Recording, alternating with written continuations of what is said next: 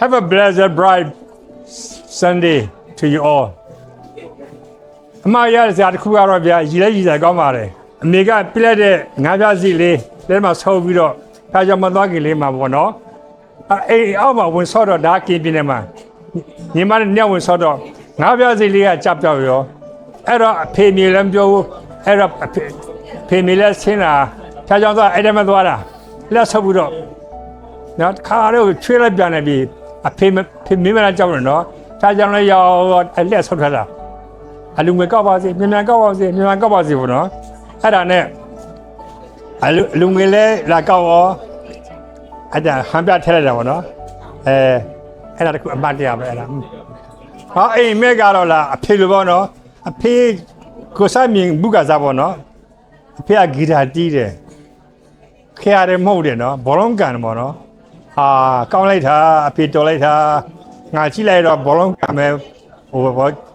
ဂီတာတီးမယ်ပေါ့ခေရမဟုတ်မယ်ပေါ့အဲ့လိုပေါ့မြန်မာခဲ့ပေါ့နော်အဖေစီကတည်ယူခဲ့ရတော့ကတော့ဖုတ်ခွာတဲ့နော်ဖုတ်ခွာတဲ့ဘယ်တော့မှတပြောင်းမလိမ့်နဲ့တဲ့မညာနဲ့တဲ့အမှန်တိုင်းပြောအမှန်တိုင်းပြောအမှန်တိုင်းပေါ့နော်ဟိုပြောဆိုပြီးတော့တက်ရှင်မှာဒါတခုတော့မှတ်မိတယ်နော်ဘယ်ဖြစ်ဘယ်ပြောလို့ဆိုတော့နော်ဖေအမေအရက်ရမ်းတယ်လေအမေအရက်ရမ်းကြတော့မဆိုးတော့ဘူးပြမဆိုးရတော့ဘောနော်အဲ့တော့အဲ့ဒီအဆုံးမအောက်မှာကြီးလာတော့ကျောင်းသားဘွားအထိအမေနဲ့နေခဲ့ဖေနေခဲ့ရဆိုတော့လေနောက်တော့စစ်တပ်ထရတော့မှအဖေမင်းနေခဲ့ဆိုတော့ချိုးစားဆိုမရှိရဘူးနော်မှားရစားဆဆိုးဝါမရှိဘူးဒါပဲနော်ငယ်ချီဦးကမမိတ်နိုင်ဘူးပြောပေမဲ့အခုအချစ်ဆုံးတယောက်တော့လက်ထိုက်ထားတယ်ဆိုတော့အခုတယောက်တော့အချစ်ဆုံးပေါ့နော်မျောလင်းထားတဲ့အရာကတော့တရားလာတဲ့မှာအမြန်ရှော့ဖို့သာသနာလုံငန်းမှာပါဝင်ဖို့အသင်းတော်မှာအကွာထားပြရတဲ့သမီးတွေမြေးတွေဖြစ်ဖို့ဒါပါပဲသမီးဒီကတော့ဒါကတော့သမီးရဲ့နှစ်ဖူးကချွေး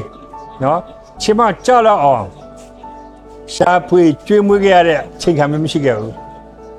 ဘယ်ပြောမလို့အဲ့လိုပြောဆိုတော့ကိုကဖះနဲ့သွားတော့လေကပုံမှန်လေးပေါ့ရာလည်းမဆိုးဘူးဆင်းမသောချမ်းလည်းမချမ်းသာဘူးပေါ့ပုံမှန်သွားခဲ့ပါတယ်လို့နော်ဒါကတော့ညစားမရှိပါဘူးသမီးတို့နော်အပမှာသားမရှိဘူးလေသမီးတို့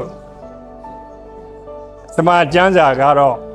အသက်ရှင်သောဖះရဲ့နောက်ပတ်တော်ဖြစ်တယ်အဲ့ဒါလေးကိုပဲဖတ်ပါမှတ်ပါဆုံးမတုံတင်မှုကိုနားထောင်ပါခီးသွားပါဒါပဲမရတော့သုံးစင်ခဲ့ပါတယ်ဦးနာမည်တော့ဦးစောမောင်ဟဲ့ဖြစ်ပါတယ်အမှားရဆုံးကတော့တချို့လဲမေ့ကုန်တော့လေသတိရတာတခုကတော့ငယ်တုန်းကတော့မိဘတွေကိုလည်းကြီးကြတာပေါ့လေကြီးကြတတ်တယ်ပေါ့အမရတော့အမငယ်တုန်းကနေတာအိမ်ကရေထဲမှာပေါ့ရေထဲမှာဂုံးလေးဆောက်ပြီးတော့အိမ်ဆောက်ထားတယ်အိမ်ပေါ်ကနေပြီးတော့ငါးမြလို့ရတယ်အဲ့ချိန်မှာဦးငယ်တော့အဲ့ငါးအောင်မြရတယ်ငါးတစ်ကောင်ရတယ်အဲ့ဒါကိုအဖေတွေမျိုးကြီးကြတယ်အဲ့ငါးကိုဘယ်သူမှမကျွေးနဲ့တားဟုတ်ပဲချက်ကျွေးအဲ့လိုမျိုးတော့ဟာပေါ့အဲ့ဒါလေးတစ်ခုတော့နည်းမှတ်ရပေါ့မိဘတွေကိုကြီးကြခဲ့တာပေါ့အိမ်မက်ကတော့တိတ်ထူးထူးခြားတော့မရှိဘူးဆိုတာဟိုမိဘတွေကလည်းကိုယ့်ကိုကြောင်းကမထားနိုင်ကြဘူးမထားနိုင်ကြတော့တိတ်မျောလင်းချက်မထားရဲဘူးပေါ့လေဒါပေမဲ့တစ်ချိန်မှာတော့ငါကတော့ဟိုမိဘတွေကိုတော့ပြန်လှုပ်ကျွေးနိုင်မယ်လို့ကိုကယုံကြည်ရလေအဲ့တော့လည်းမျောလင်းတယ်ပေါ့အဖေရှိကတင်ယူရဲ့အကြောင်းကတော့အဖေကတော့ तू ကဟောပေါ့ထူးခြားတော့ပြောတာတော့မရှိဘူးဒါပေမဲ့ तू ကပုံသက်တင်နေတော့ तू ကလေပုံသက်တင်နေတော့ तू ကပြခဲ့တယ်ဆိုတော့ तू ကဒီဆေးပဲနေတယ်အရက်လည်းမတော့ဘူးဆေးလည်းမတော့ဘူးကိုယ်လည်းမစားဘူးပေါ့လေနောက်ပြီးတော့သားသမီးကိုလည်း तू ကချစ်တယ်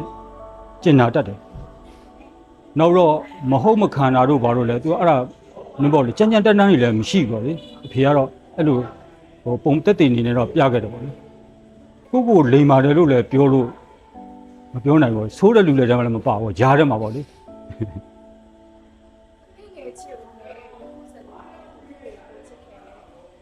ငယ်ချစ်ဦးလည်းဇနီးပါပဲဇနီးလည်းငယ်ချစ်ဦးပါပဲသားသမီးတွေရှေ့ကမျောလင့်ထားတဲ့အရာတော့သားသမီးတွေဟိုလိန်မာဖို့ဖျားကိုတီးဖို့နောက်ကျန်းကျန်းမာမာနဲ့သူတို့မိသားစုလေးတွေကိုသူတို့ဘဝဒါလမ်းတစ်လျှောက်မှာရှောက်လန်းနိုင်ဖို့ဒါလေးမျောလင့်ပါဖခင်ကောင်တယောက်ဖြစ်အောင်ဆိုတော့ဝန်ထမ်းတယောက်ဆိုတော့မိသားစုအတွက်ဝင်ငွေရတော့မလုံလောက်ပါလေမလုံလောက်တဲ့ခါမှာသားသမီးတွေကိုဘယ်လိုပြုစုပြောထောင်ရမလဲဘယ်လိုကျွေးမွေးရမလဲဘယ်လိုပညာသင်ကြားပေးရမလဲဆိုတော့ဒါလေးကိုလည်းကြိုးစားအားထုတ်ခဲ့ရတာပါလေဒါတော့လာကြပြင်တခြားရနိုင်တဲ့အလုပ်လေးလုပ်ပြီးတော့မှသားသမီးတွေကိုပြုစုပြောထောင်ခဲ့ရပါတယ်သားသမီးတို့ပြောချင်တာကတော့ဒါအဓိကတော့ဖះအောင်မမေးဖို့ပေါ့လေနောက်တော့မိဘစကားတွေကိုနားထောင်ဖို့နောက်ကိုယ့်ဘဝရှောက်လန်းတဲ့တက်တာမှာကိုယ့်မိဘတဲ့တော်တဲ့သားသမီးလေးတွေဒါဖြစ်စေချင်တယ်အဖိုးနာတော့ဦးစောမြတ်ကလေးမအဲ့တော့ကျောင်းနေတော့ပေါ့ကျောင်းတော့အဖေကဟိုပေါက်တူးဆိုရရောမှာကျောင်းဆက်ဖိုးအဲ့တော့ပြီးတော့စားရအဖေရဲ့တူအဲ့ဒီမှာကမြချောင်းဖြတ်ကူအခါကြတော့ဖေကခုံးပေါ်မှာတင်ပြီးတော့အဖိုးတဲ့ကအဖိုးကအဲ့နှစ်တမ်းရှိတယ်အဖေကတော့အမဒါကျောင်းအကျောင်းဆောက်ကဘောနင်းညာနော်ခလေးအေးစာဒစ်အနေနဲ့ကိုတားရသမီးအေးတင်တယ်လို့တင်ပြတယ်အဲ့တော့အဖေနင်းညာနဲ့စိတ်ဓာတ်ကြောင့်တို့ရဲ့မြေတားခါနဲ့အခုအဖိုးမှာမိအေးထိရခဲ့ပြီအဲ့ဒီမိအေးလည်းမြေတားထားတယ်အကုန်လုံးနော်မိသားစုယခုလောအဲ့တော့အဖေဒီအောက်နေမြောက်ထားတော့ဖះအောက်သိဖို့ပဲချေဦးတော့ဘယ်တော့ဘယ်လာနော်ဖះအောက်ဦးထိတ်ထားပြောသွားဖို့ဖះနဲ့ဝေးကွာလို့ရှိရင်လူကစာရမနှောက်ချက်မှုဖះရှိတယ်အဲ့တော့မနှောက်ချက်နဲ့သွားလေလိုက်ထောက်ဖះမြန်မာပြုတ်ဖို့ဝါမအဖေအောင်တယောက်ဖေအောင်ကျူစားတော့မလွယ်ကူတော့ဒီဒါပေမဲ့ဘာဖေဖះရှိရင်တော့သူကအလိုလိုတင်းကပြည့်စုံလားအခက်အခဲဆိုတော့ရှိရနော်တခါတည်းအဲ့ဒီအခက်အခဲရည်ဟိုဖះခါနာရှိရအတ္တဖြစ်ဆုံးမနာလည်းရှိရနော်အဲ့ဒီဆိုတဲ့အကောင်းကိုဦးတည်ဟုတ်အတွက်ဖះရဲ့ဒီဆုံးကစစ်ကြောင့်ခါနာချီကိုရည်ကြည်တာအဲ့သမီးဘာပဲဖြစ်ဖြစ်လိမ္မာရာတိဖို့နဲ့ခုနအဖို့ပြောပြီးထောက်အောက်ဖះကိုယုံကြည်လက်ခံပြီးတော့အရာကျေးဇူးချီးမွမ်းနိုင်တဲ့အသက်ဖြစ်ဖို့အရေးကြီးပါဒါပဲအကဲနာမည်တော့ဦးချလောဖြစ်ပါတယ်ကျွန်တော်အမရဆိုတခုကတော့ငငယ်တို့ကကျွန်တော်အဖေကိုအရာပဲတတိယပါတယ်ဘာဖြစ်လို့လဲဆိုတော့အဖေကကျွန်တော်လူတွေဘေးမရှိအောင်ကြောင်းသွားကြောင်းပြကြောပုံပြီးတော့ပို့ပေးပါတယ်ကြောင်းအဲ့ဒါကြောင့်အဲ့ဒါကိုအမရဆိုဖြစ်ပါအဖေစီမတည်ယူရတာတော့ဂတိတိစာပါပဲဂတိတိစာလူမှာဂတိမင်းမာတိစာဆိုတကယ်တော့ဂတိတည်ရပါမယ်ဆိုတော့အဲ့ဒီတခုမတရားအနေနဲ့ရပါတယ်အဖေကဒီမာတဲ့လူဖြစ်ပါတယ်ကျွန်တော်ဘဝတစားလို့အဖေတယောက်အနေနဲ့တာသမီးစမှာမျော်လင့်ဆရာတော့အကုန်လုံးကြီးပွားတိုးတက်ပြီးတော့ဖျားတရားဥထိပ်ပန်စေတဲ့တာသမီးဒီကိုမျော်လင့်ပါတယ်ကျွန်တော်ဘဝမှာအဖေကောင်းတယောက်ဖြစ်အောင်အဆဆအရရဂတိတိစာတည်လျက်တလေတမယာစနစ်နဲ့ယနေ့တည်းရှိပါတယ်ယနေ့ကတော့အမျိုးတမယာတော့မရှိတော့ဘူးအမျိုးတမယာတော့ဒုက္ခတော့နေ့30တော့ခွဲခွာသွားပါယနေ့တည်းတလေတမယာစနစ်နဲ့ကြက်ပါတယ်အဖေတယောက်အနေနဲ့တာသမီးတွေကိုဆုံးမတုံတေချေတာတော့အမြဲတမ်းတိစာရှိဖို့လူတစ်ဖက်သားလူဆက်စားတဲ့အခါမှာ တိဆာမန်တိုင်းကိုအဓိကထားပြီးတော့ဆက်ဆံဖို့ဖြစ်ပါတယ် ငယ်ဘဝကလေးအမှတ်ရဆုံးအရာဆိုလို့ရှိရင်တော့အခုချိန်မှာဖြစ်လာတဲ့အရာတစ်ခုပေါ့နော်ငယ်ငယ်လုံးတွေကကိုရီညီကိုမောင်နှမမိသားစုတွေနေခဲ့တဲ့နေရာလေးကတော့အိမ်ခန်းလေးဆိုတော့ချင်းပဲရှိအောင်နော်အားလုံးကမိသားစုက9ယောက်ရှိတယ်ညီကိုရဲ့9ယောက်ရှိတယ်အမေဖေနဲ့ဆိုရင်တော့ကျွန်တော်တို့အားလုံး9ယောက်ရှိတယ်အိမ်ချင်းလေးမှာနေခဲ့ရတယ်အခုချိန်မှာတော့ကိုယ့်ရဲ့ရီမန်းချက်စိတ်ကူးအိမ်မက်ပေါ့နော်ပေါ်ခဲ့လာတယ်ဆိုလို့ရှိရင်ကိုယ်နဲ့ကိုကြကြဝန်းဝန်းနေခြင်းတဲ့ဥစ္စာဆိုရီမန်းချက်လေးကတော့အခုချိန်မှာပြည့်စုံလာပါပြီလို့အဲ့ဒါလေးငငယ်တော့အိမ်မက်ဆိုတာကတော့မိသားစုနဲ့တိုက်ဝန်းဝန်းလေးဖြစ်စေခြင်းနဲ့တယောက်နဲ့တယောက်ညီကိုတွေအကုန်လုံးနဲ့လည်းတိုက်ဝန်းဖြစ်စေခြင်းနဲ့တယောက်နဲ့တယောက်ကငယ်ဘွားမှာအကုန်လုံးရုန်းကန်ခဲ့ရပြီမဲ့ကြီးလာတဲ့ခါမှာအကုန်လုံးညီကိုမောင်နှမအကုန်လုံးစုစည်းနဲ့နေခြင်းနဲ့အတိုင်းဝိုင်းလေးတစ်ခုတော့ဖြစ်စေခြင်းတာပေါ့နော်ဖေးစီရဆိုတော့အများကြီးတော့ရှိတယ်ဒါပေမဲ့မရဆိုအဖေကတော့ဆက်ပြင်တာပေါ့နော်ကျွန်တော်ဒီ electronic နဲ့ပတ်သက်တဲ့ဆက်တွေပြင်တယ်သူပြင်တဲ့အချိန်မှာသူ့ရဲ့ဘေးမှာဝိုင်းကူရတယ်ပေါ့နော်ဒါလိုက်တာလည်းခံရတယ်အကုန်လုံးခံရတယ်အဲ့ဒီကနေပြီးတော့သူရှိကနေပေါ့ဒီရဲ့နီးပညာလေးတွေကိုကိုကသိခဲ့ရတယ်တကြွန့်ခဲ့ရတယ်အခုလည်းအဖေရဲ့ဥစ္စာတွေအဲ့ဒီတင်ယူထားတဲ့ဟာလေးနဲ့ပဲကိုယ့်အိမ်မှာတခုဗာများအဲ့ဒါတက်လို့ရှိရင်အဲ့အမျိုးတွေနဲ့ပဲကိုပြန်ပြီးဖြည့်ရှင်းရတယ်ပေါ့နော်အဲ့ဒါလေးတွေတော့အဖေရှိရတဲ့ပညာလေးတွေပါအဲ့ဒါကြတော့ပြောရဖို့တော်တော်ခက်မှန်းတူတယ်ဘာလို့လဲဆိုတော့လိန်မာလေးလည်းပြောလို့မရအောင်စိုးတယ်လို့လည်းပြောလို့မရအောင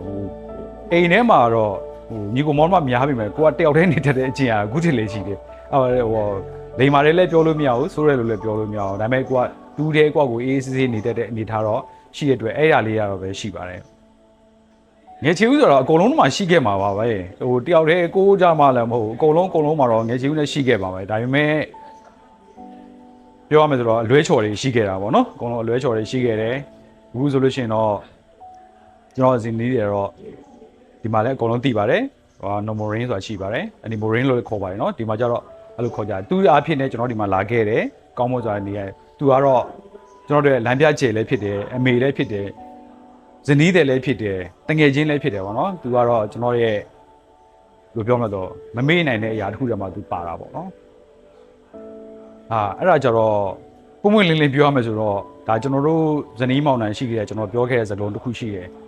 မမိုးဘယ်သားသမီးတွေကိုမှသူတို့ရဲ့ရှီကရနိုင်ဖို့ဘာလို့မမျှော်လင့်နဲ့ကိုယ့်ဘက်ကနေပဲပြုစုပြောထောင်နိုင်ဖို့ပဲကိုစူးစမ်းပါလို့ပြောခဲ့တဲ့စကားလုံးအခုလည်းကျွန်တော်ဒီတိုင်းပဲကိုသားသမီးတွေရှိရင်ကိုပြုစုပြောထောင်တယ်သူတို့ရှီကနေပေါ့ဘာမျှော်လင့်ချက်မှကျွန်တော်တော့မထားဘူးပေါ့နော်ကိုယ့်ဘက်ကသူတို့အတက်နိုင်ဆုံးပြုစုပြောထောင်နိုင်ဖို့ပဲကိုစိတ်ကူးထားတယ်ပေါ့ဖခင်တယောက်အနေနဲ့ဘယ်တိုင်းတာဒီစူးစမ်းခဲ့ရလဲဆိုရင်တော့အများကြီးပဲကိုလမ်းမရောက်ခဲ့တဲ့နေရာတွေလည်းရှိတယ်ဒါတွေကိုပြန်ပြုပြင်ရတယ်ငါရဲ့အနောက်မှာငါသားသမီးတွေငါရဲ့ခြေအောင်ကြည့်ပြီးတော့ငါလိုမဖြစ်အောင်ကိုမှားခဲ့တဲ့ဟာတွေလည်းပြန်လဲပြုပြင်ပြီးတော့တမဖြစ်အောင်ကိုအကောင်းမွန်ဆုံးနေနိုင်အောင်ကြိုးစားပြီးတော့သူတို့ရှေ့မှာလမ်းပြဖြစ်အောင်ကိုနေခဲ့ပါတယ်ကိုကိုရိုင်းလည်းလက်ကင်ထားတဲ့အရာတစ်ခုပေါ့နော်ကိုရိုင်းလက်ကင်ထားတဲ့အရာတစ်ခုသားသမီးတွေလည်းကျွန်တော်အမြဲတမ်းပြောပြတဲ့အရာတစ်ခုရှိတယ်။ဘာလဲဆိုတော့ negative တက်တယ်ဆိုလို့ရှိရင်ကြော်ပြီးမတက်ပါနဲ့လို့။ဘာလို့သူတို့ပြောပြတယ်နော်။ negative တစ်ချက်တက်သွားတဲ့အချိန်ကျမှမတော်လို့ချော်ကြခဲ့သည်ရှိတော့အဲ့ဒါဒီကိုယ့်အတွက်ခံတာသေးတယ်။ negative ကိုကြော်ပြီးတော့တက်သွားတဲ့အချိန်မှာမတော်လို့ချော်ကြလို့ရှိရင်အောက်ကျလို့ရှိရင်အကျိုးမဲ့ကမ်းမဲ့နာမဲ့အဲ့ဒါမျိုးတော့မျိုးတို့ပြောတယ်။နောက်တစ်ခုကတော့မင်းတို့ဘာပဲလုပ်မင်းတို့ကြီးဘာကြီးပဲလုပ်နေသူများရဲ့မျက်ရည်နဲ့ကိုထမင်းဝိုင်းမှာမရှိစေနဲ့ဆိုတဲ့စကားလုံးကတော့ကျွန်တော်ကတော့သူတို့ကိုလည်းတင်ပြသလိုကိုယ့်ရဲ့ life မှာလည်းကိုဒါမျိုးကိုပဲဦးစားပေးပြီးတော့လှုပ်ဆောင်နေပါတယ်လို့အားလုံးကိုကျေးဇူးတင်ပါတယ်လို့ကျွန်တော်ဖြေချခွင့်ဒီအတင်းတော်နေပြီးတော့ဒီလိုမျိုးမေးတဲ့အတွက်လည်းကျေးဇူးတင်တယ်အတင်းသူတင်တာအားလုံးကိုလည်းကျေးဇူးတင်ရှိကြောင်းပြောကြရင်းနဲ့ကျွန်တော်ရဲ့အစီအစဉ်ကိုခွင့်ချုပ်ပါပါတယ်လို့အားကျေးဇူးတင်ပါတယ် အခုနာမည်ကစောရဖို့ဖြစ်ပါတယ်အမရဆုံးဆိုဒီနေ့ကဖခင်များနေလည်းဖြစ်တဲ့အတွက်ဒီဖခင်နဲ့ပတ်သက်ပြီးတော့ပြောစရာဆိုလို့ဟိုငငယ်ရပေါ့ဒီလွတ်လပ်ရေးနေ့အားကစားပြိုင်ပွဲမှာအားကစားပြိုင်တယ်အဲ့ဒီကတငယ်ချင်းနဲ့ဖြစ်ချင်တော့ခေါင်းရိုက်ဖို့အတွက်တငယ်ချင်းကလာခေါ်တယ်အတူရိုက်ပြီးတော့ပထမအစတော့ဒီတိုင်းလေးပဲတက်ရိုက်မယ်ဆိုပြီးရိုက်တာ ဒါပေမဲ့ကိုကရိုင်းရိုင်းနဲ့ဟိုနောက်ဆုံးစုပထမဒုတိယတတိယရတဲ့အထိရောက်သွားတယ်အဆင့်ကအဲ့ချိန်မှာအပားကလည်းသူကလွန်ဆွဲတယ်သူတို့အဖွဲ့ကဒုတိယရတယ်အဲ့ချိန်မှာကိုကစဉ်းစားပြီးတော့ဟိုဟာဖြစ်တော့အမအပားကလာအားပေးတယ်အဲ့ပွဲကိုလာပြီးတော့ကိုကဒီတိုင်းယူမယ်လို့တော့သူကလက်မခံဘူးလက်မခံမနဲ့ဘာဖြစ်လဲရိုက်ကွာဆိုတော့ကြာကမှကြာဟောဆိုပြီးတော့ရိုက်တော့အဲ့မှာပထမလူကဟို3ယောက်ကြံတော့နောက်ဆုံး3ယောက်ကြံတော့ဟိုပထမဆုံးတယောက်ကအရန်လူအောင်အရန်ကြီးနေပြီးတော့ဒုတိယတယောက်ကတော့အကောင်တိတ်မကွာဘူးရိုက်ဆိုတော့ဒုတိယပဲဖြစ်ဖြစ်ရိုက်ဆိုတော့အဖေကပြောတော့အဖကပြောတော့တက်ရိုက်ဖြစ်ရောရိုက်ဖြစ်တော့ပထမတစ်ချီမှာကြာတော့လုံးဝဟိုမမျှတော့ကြာကျွန်တော်ပြုတ်ကြတယ်ဒုတိယတစ်ခေါက်ထပ်တက်တယ်တက်လက်တက်ရောဒုတိယတစ်ခေါက်ကြာတဲ့အချိန်မှာလူကလက်ကသွားထောက်ပြီးတော့ဒိတ်ဆိုအဲ့မှာတင်ပဲလူကရမ်းဘယ်လိုဖြစ်ဆိုမျက်လုံးလေးပါပြပြီးတော့မိတ်သွားအဲ့ချိန်မှာအပားထမ်းပြီးခေါ်သွားတာပဲသိတယ်ထမ်းပြီးခေါ်သွားပြီးတော့ဟိုစိတ်ုံရောက်တော့မှသာနည်းနည်းလေးမျက်လုံးပြန်ပြီးတော့အဲ့ချိန်မှာမျက်လုံးပြရဲဆိုတာလဲအဲ့ချိန်မှာတော်တော်လေးသိလိုက်ရတယ်ဟိုဘာပဲပြောဒါဟိုတားဖာနှစ်ယောက်ဒါလှုပ်ဆောင်ခဲ့တဲ့အမှတ်တရလေးပေါ့ဒါကူဘွားမှာဒါလက်ကျိုးလဲကျိုးပါတယ်လက်ကအဲ့မှာအယိုးအပ်သွားတယ်ဖြစ်သွားတယ်အိမ်မက်ကတော့ဟိုရိုးရှင်းပါပဲရိုးရှင်းလေးပဲဟိုဒီတိုင်းဘာမှရိုင်း pressure မရှိတဲ့ဘဝကိုယ့်ဘန်ကိုပျော်ရှင်ပဲဖြတ်သားနေတာဘလို့နေရာဘလို့အခြေအနေမျိုးပဲဖြစ်ဖြစ်ပျော်ရှင်နဲ့ပဲသွားနေတာဒါပါပဲပြည်ရတော့တင်ရရောအများကြီးပဲဒီကသူနဲ့တုံတောင်လဲစကားပြောရင်ဒီတိုင်းပုံဝင်လင်းလင်းပြောတာများတယ်ကိုခက်ခဲဖြစ်တဲ့အချိန်ကိုလိုချင်တာဖြစ်ဖြစ်ခါကျဟိုအခက်မသိလို့ဟိုမတိုက်ဆိုင်တဲ့အရာမျိုးကြီးဆိုရင်စကားများတယ်ပေါ့အဲ့ချိန်ကျရင်လည်းပုံဝင်လင်းလင်းပဲပြောကြတယ်ဟိုစိုးကြတယ်ပေါ့ဒါနောက်ပိုင်းကောင်းလာတော့ဗာလဲဆိုတော့တပကြဖြစ်တဲ့ဟာတခုဆိုရင်ဘာမှကွဲဝတာမရှိတော့ကိုလိုချင်တာပဲဖြစ်ဖြစ်ကောဟိုကိုဘွားလျှောက်လန်းတဲ့အရာကိုလောက်ကင်ရစအကုန်လုံးကိုဖြစ်လာလောက်ကဖြစ်လာခက်ခဲမှန်များဟိုဘလိုပဲ pressure တက်နေကိုအိမ်မှာမိသားစုကိုပုံဝင်လင်းလင်းပြောလိုက်တဲ့အခါမှာအရင်ဟိုကိုယ်တိုင်ရှင်းရတဲ့ဆိုင်သူတို့ပါဝင်ပြီးတော့သူတို့လည်းတုံတောင်လည်းရိုင်းလည်းမတက်နိုင်ပါဘူးဒါပေမဲ့သူတို့နားထောင်ပေးလိုက်တဲ့အရာကိုယ့်အတွက်အများကြီးဟိုပေါ့တယ်ပေါ့ငါတော့အဖေနဲ့ကတော့ဒီတိုင်းပါပဲစကားပြောတဲ့အခါဟိုများတဲ့ခါကျတော့လည်းများကြတာပေါ့ဒါပေမဲ့တုံနှမကတော့ပုံဝင်လင်းလင်းပြောပြတာများပါတယ်လိမ်မာတဲ့လူလားစိုးတဲ့လူလားလိမ်မာတဲ့သူဆိုလည်းဟုတ်တယ်စိုးတဲ့သူဆိုတော့ကျွန်တော်စိုးတယ်ဆိုတာလည်းဘယ်လိုတိရက်နဲ့စိုးတဲ့သူမျိုးဖြစ်တယ်အဲ့အတွက်တော့နှစ်ဆပို့ဆိုတယ်တခါကျကိုမလုံးတင်မှန်းသိရကို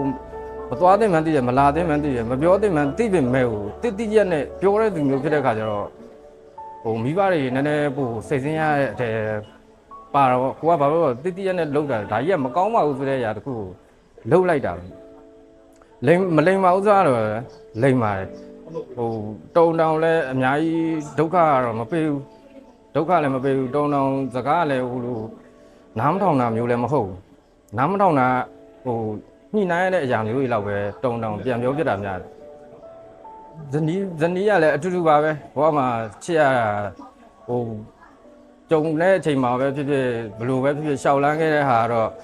တပီးစားဘွားအခုအိမ်အောင်ကြပြီးတဲ့အထိရောရှေ့ဆက်သွားမယ့်ဟာတော့တမတ်ပါပဲဒါတော့ဟိုအခုသမီးလေးရှိလာတော့လဲပို့ပြီးတော့အချစ်တရားရပို့တိုးလာပေါ့တခုဆိုရင်တော့မှကိုယ့်ဘက်က view site ကိုအားနေချက်တွေရှိရတဲ့ချိန်ကျရင်ကိုယ့်ဘက်ကိုအားမလို့အားမရလဲဖြစ်ပါတယ်ညော်လင်းထားတဲ့အရာတွေကတော့သူကသမီးလေးနဲ့ပတ်သက်ပြီးတော့ပြောစရာဆိုသမီးလေးကိုကိုပုံစံထဲမှာတော့မျောလင်းတာဆိုစိတ်ကူးထဲမှာရှိတဲ့သမီးလေးကတော့တသက်ရှိတယ်ဒါပေမဲ့သူကိုယ်တိုင်ဒီရောက်ကြုံလာဟိုရှောက်လန်းနိုင်မလားမရှောက်လန်းနိုင်လားတော့တေချာတော့မပြောတော့ဘူးဒါပေမဲ့သမီးလေးအသက်တော်တော့အများအားဖျားလက်တော်တယ်အများအားအဖြစ်တယ်သူမွေးစားပြီးသူရှီမန်းစားတည့်ရဲ့ချိန်တိုင်းစားပြီးတော့သူ့ရဲ့အသက်တော်ကိုအများအားဖျားလက်တော်တဲ့အပ်ပါတယ်လို့ဖြစ်လာမဲ့သူကြုံလာမဲ့အရာတော့ဖျားရဲ့လက်တော်ထဲမှာပဲရှိပါတယ်သမီးလေးကလိမ်မာတော့ဆုံးမစကားလည်းအများကြီးပြောစရာမရှိပါဘူးလို့အခုမွေးတဲ့ဟိုညဘက်တွေကြီးကြတာကြီးတုံတောင်အေးပြတ်တဲ့ညတွေဆိုတာလည်းတိတ်မကြုံပါဘူးသူ့အမေကတော့တခါတလေဟိုနှုတ်ထိုက်ရတယ်ပဲကျွန်တော်အနေနဲ့တော့တခြားဟိုဒုက္ခလိုမျိုးလည်းမဟုတ်ပါဘူးဟိုအများသူများပြောသလိုမျိုးလည်းကြုံရမှာမဟုတ်ဘူးအရန်ပင်ပန်းတယ်ဆိုတာမျိုးလည်းမကြုံခဲ့ရပါဘူးလို့သမီးလေးကအရန်လိမ်ပါပါတယ်ဦးရဲ့နာမည်ကတော့ဦးစောရဲထုတ်လို့ခေါ်ပါတယ်ဦးရဲ့ ကလေးဘဝကအမတ်တရဆုံးပေါ့နော်မမေ့နိုင်ဘူးဒါကြောင်းတက်တော့မှာပါကြောင်းတက်တဲ့ချိန်မှာ10မိုင်ခရီးရှိပါတယ်ဒါပေမဲ့အဖေမေကအဆင်မပြေတော့ဥဘာသာဥပတ်စံရှာပြီးတော့ဥကြောင်းတက်ခဲ့တယ်မိဘကိုစိတ်ဆင်းရအောင်နော်မလွတ်ခဲ့ဘူးဥဘာသာဥမိဘကိုစိတ်ချမ်းသာအောင်ထားတယ်10မိုင်ခရီးကိုတက်တယ်နောက်ဆုံးဟုတ်တာပေါ့နော်ဒါဘုရားကြီးစွာကြောက်ပဲဆယ်တန်းအောင်ရတဲ့အခွင့်ကိုရရှင်ပေးတယ်ဟိုချမ်းချမ်းသာသာနဲ့မိဘထားနိုင်တာမဟုတ်ဘူးအဲ့ဒီဦးလေးရဲ့ငငယ်တော့အိမ်မက်ကဥစားပေါ့နော်ဒီပညာရေးကိုအနည်းဆုံးဆယ်တန်းအောင်မှဆယ်တန်းမအောင်ရင်ဟိုရွာမှာဆိုတော့လေဒီအလုတ်ကျမ်းပဲရှိတယ်အလုတ်ကျမ်းလောက်ရမယ်ပြီးရမယ်ခါရတော့အဲ့ဒီရည်ရွယ်ချက်ကိုတော့ငါဆယ်တန်းအောင်မှဖြစ်မယ်မိဘမထားနိုင်လေကိုအောင်ချင်တဲ့စိတ်ကများတဲ့ခါကျတော့မဖြစ်မနေပေါ့နော်အဲကျူးသွားတဲ့ခါတော့ဒါကလည်းကြီးစုတော်ကြောက်ပါဘုရားရှင်ကလည်းကြက်မှရေးပေးတယ်ဒီရှင်းမိုင်သွားတယ်ခီးယူနော်စောက်ရှောက်တဲ့အတွက်နောက်ဆုံးကိုလူချင်တဲ့ဒီဆယ်တန်းအောင်တဲ့ဟိုစားအခွင့်အရေးပေါ့နော်ကိုရခဲ့တယ်ကြီးစုတော်ကြောက်ပါအဖေစီကတော့ဘယ်လိုပြောမလဲဆိုတော့အဖေကတော့အရက်ဒေစာတောက်စားခဲ့တယ်တောက်စားခဲ့ပေမဲ့လို့ तू ကဟိုစားပေါ့နော်ပြောရမယ်ဆိုရင်တာသမီကိုဆုံးမတဲ့နေရာတော့ဖះတရားကိုပဲနော်ဖះကိုတနည်းနည်းဖះရှိခိုးဖို့ဖះကိုမမစ်ဖို့ဘယ်လိုပြောမလဲဆိုတော့ तू အမြဲတမ်းတုံ့တင်တယ်နောက်ပြီးတော့တာသမီတွေအတွက် तू အရက်ဒေစာတောက်စားမှလို့မတ်မိတယ်အမြဲတမ်းဆူတောင်းပေးတယ်အဲ့ဒါလေးကိုတော့အမြဲတမ်းမရပါတယ်ဖေကိုသမီးငငယ်တုန်းကဆိုရင်တော့ဥအနေနဲ့ဒါတရွာလုံးကလည်းဥကိုဒါဥကိုရသွေးပြောတာမဟုတ်ပါဘူးတရွာလုံးကလည်းဥကိုဒီဟိုစားအဲ့ဒီဟိုစားပေါ့နော်ဥနာမည်ဥရက်ထုတ်ဆိုတော့ဥကိုတော့ထွတ်လို့ပဲခေါ်တဲ့ရွာမှာအဲ့ထွတ်ကိုကြီးတဲ့နော်အဲ့လိုနေရတယ်လူဘွားမှာဥကိုတော့လူချစ်လူခင်များပါတယ်ဥရဲ့ဟိုနေပုံထိုင်ပုံလေးပေါ့နော်အဲ့ဒါလေးတွေတော့ကြွားပြောတာမဟုတ်ဘူးတကယ်ဟိုရှိခဲ့တယ်ဒါလည်းအခုဇနီးတွေကဒါဖျက်ဖက်ဆက်တာပဲဥပြောရင်ဟိုပြီးတော့မှမဟုတ်ဘူးဥဆူတောင်းထားတယ်ဥမှာရွာမှာပေါ့နော်ဒီเจ้าနေပဲတငယ်ချင်းတယောက်ရှိတယ်ရှိပေမဲ့လို့သူတို့ကအဆင်ပြေတယ်ဥကအဆင်မပြေဘူးမပြေတဲ့ခါကျတော့နောက်ပိုင်းကျတော့ဦးဆန္ဒအောင်လာတဲ့အလုပ်ကန်လေးရှိတော့ तू ကပြန်ဦးစီကိုဟိုမဲတာလာတာပေါ့ဒါမှသာတဲ့အချိန်ကမှဦးအနေနဲ့ဦးအမေကိုမေးတယ်အမေသားဒီလူပဲအမေသဘောတူပြီလားမေးတဲ့ခါကျတော့အမေကသားရဲ့တဲ့လူဆိုတာကိုချီကိုလက်ကိုမတွေ့ရဘူးဆင်းရဲမယ်အခါဆင်းရဲမယ်ချမ်းသာတဲ့ခိုင်လဲချမ်းသာမယ်တဲ့ကိုယူတဲ့မိန်းမကိုနားလည်မှာပေါ့နော်ဆင်းရဲပြည်ချမ်းသာပြည်နားလဲတဲ့အမျိုးသမီးကကိုကောင်းတယ်တဲ့အခုကတော့အမေအနေနဲ့ဟိုသဘောမတူဘူးပေါ့နော်အဲ့ဒါနဲ့အမေရဲ့ဆန္ဒကိုပဲအမေသဘောမတူတဲ့ဒါဆုတ်ပါမယ်အဲ့ဒါနဲ့ဒါဆူတောင်းတော့နောက်ဆုံးဒီဇနီးတဲ့နဲ့ပေါ့ဒါဘုရားရှင်ဖက်ဆက်ပေးတာဘုရားရှင်အလိုတော်ရှိတဲ့သားရဲ့နံရိုးကိုဖဖျက်ရှင်ပဲပြင်ဆင်ပေးပါဆိုဆူတောင်းမကြဘူးတနေ့တော့ပဲအခုဒီဇနီးနဲ့ရတာဒါလည်းဖះလိုတော့ပါပဲဖခင်တယောက်အနေနဲ့တော့ဖခင်ကတော့အမျိုးရှိတယ်ဥကဒီသားနဲ့သမီးပေါ်မှာဗာမျောနေတိုင်းဆိုတော့သားအကြီးကဥဖြစ်ဈေးချင်းတာပေါ့နော်ဥစားပေါ့ဒီ GDC ပေါ့အင်ဂျင်နီယာလိုင်းပေါ့ဆန္ဒအောင်ထားမယ်ဒါပေမဲ့အကြောင်းမျိုးကြောင့်ဖြစ်မလာဘူးဖြစ်မလာဘူးဆိုတဲ့ခါကျတော့ဒါဖះရဲ့အလိုတော်ပဲလို့ဝန်ခံလိုက်တယ်ရှိတဲ့နေရာမှာသူလောက်ကန်တဲ့အလုပ်လေးတွေကိုဖះကောင်းကြီးပို့ပဲဒါဖះလိုတော်ပဲလို့ဒါဥအနေနဲ့ဆူတောင်းပြီးတယ်တမီးကြတော့လည်းအဲ့လိုပဲတမီးကဥမှန်းတာအနည်းဆုံးဆက်တန်းအောင်ပြီးရင်ဘွယ်လေးတစ်ခုရပြီးရင်ကျောင်းဆရာမှာထားဖို့ဒါမဲ့အချင်းတွေကျောင်းမြင့်မြင့်ကြောက်သူကျမ်းမာရေးကြောက်နော်လဲပါတယ်နောက်ပြီးတော့အချင်းတွေကျောင်းမြင့်မြင့်ကြောက်သူဆန္ဒအောင်မဲ့ခွင့်ရမရှိတော့ဘူးသို့တော့ဘုရားရှင်ကပြောထားတယ်နှုတ်ကပတ်တော်မှာလေဥတို့လည်းယုံကြည်သူဖြစ်တဲ့အတွက်ထာဝရဘုရားကိုကြောက်ရွံ့ခြင်းဒီပညာရေးအချုပ်ချာဖြစ်တယ်သမီးကိုဘ ဘုံမွေနဲ့ဖះကိုပဲအဓိကထားဖះပြင်ဆင်ပေးလိမ့်မယ်လို့ငါဖြစ်ချင်တဲ့စာရဖြစ်မလာဘူးလေလို့ဒီထက်ကောင်းတဲ့အလုပ်ကိုဖះရှင်ပေးလိမ့်မယ်အခုကတော့အဲ့လိုပေါ့နော်ဖះလူတော်ကိုပဲမဆုံးအနံလိုက်တယ်ဒါနဲ့တမျိုးလောကမှာဖတ်ခင်ရလဲဒါကောင်းမှဘာလို့ဆိုတော့ဒါသမီးကိုဟိုစားပေါ့နော်ဒါကဘယ်လိုပြောမလဲဆိုတော့ရှိတယ်မိဘရဲ့ဩစာပေါ့နော်ဒါသမီးရဲ့ဟိုစားအငန်းကာတာမိဘရဲ့အငန်းကာတာမှာဖတ်ခင်တယောက်ဖြစ်လာတဲ့အခါမှာဒါသမီးတို့တော့အကောင်းဆုံးကိုကယုံကြည်ပြီးဖြစ်တဲ့အတွက်ဖယားကိုသိတဲ့ဒါသမီးတွေဖြစ်ဖို့အတွက်ကိုနံပါတ်1အနေနဲ့ဦးကဒါကိုပဲအဓိကထားပြောခြင်းပါတာသမီတွေကိုတော့ဦးအနေနဲ့ပြောချင်တာကဒါဖခင်ရဲ့နှုတ်ကပတ်တော်စကားဖြစ်တယ်ကရင်လို့ဆိုရင်ဒါပလီယောနဲ့မေတ္တာကုပကုသေးအခေါ်တိတော့ဒါပလီယောနဲ့မေတ္တာကုပကုသေးခေါ်တိတော့မမလို့ဆိုရင်ဖခင်ကိုကြောက်ရွံ့ခြင်းဒီပညာရေးချုပ်ချဖြစ်တယ်ဆိုတဲ့ခါကျတော့ဖခင်ရဲ့နှုတ်ကပတ်တော်ကဦးကတော့ယုံလို့လဲနော်ဒါဖခင်ရှင်တက်ရှင်ခွင့်ပြတဲ့တနုနေနေတိုင်းဖခင်เจ้าကိုအရောက်လာတယ်ဒါဦးယုံတယ်ဖခင်ရဲ့နှုတ်ကပတ်တော်ဆိုတာအတိမ်ဆောင်မခံဘူးအမှန်ကန်ပဲเนาะဆရာဝန်အင်ဂျင်နီယာဘွဲရမှာမဟုတ်ဘူးလူတိုင်းကတော့မိဘဆိုတာသားသမီးရဲ့စင်စီးမြင်းရန်တာကိုပဲမြင်ချင်တဲ့မိဘတွေကြီးပါပဲတိုးတော့ဖြစ်မလာတဲ့အခါကျတော့အဓိကအနစ်ချုပ်ကခုနကပေါ့ဦးပြောသလိုပေါ့เนาะ W ကနေမေတ္တာကုပကုဘေးအခေါ်ထိတော့ထာဝရဘုရားကိုကြောက်ရွံ့ခြင်းဒီပညာရေးချုပ်ချဖြစ်တယ်အဲ့ဒီအတွက်ဒီသားနဲ့သမီးကိုဘုရားသခင်လက်တော်ထဲကိုအနံ့တယ်ဆုလက်ဆုတောင်းပေးတယ်ကျေးဇူးပါပဲဒီ